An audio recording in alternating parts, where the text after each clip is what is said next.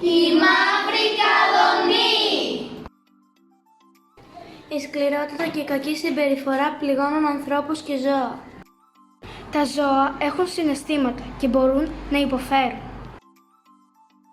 Η ελευθερία και η φροντίδα είναι σημαντικές για κάθε ζωντανό πλάσμα.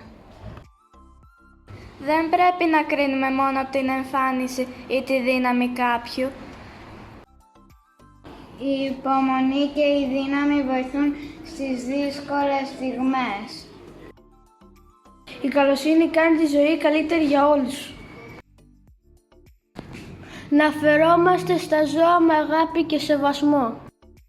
Η υπευθυνότητα απέναντι στα ζώα είναι σημαντική αξία.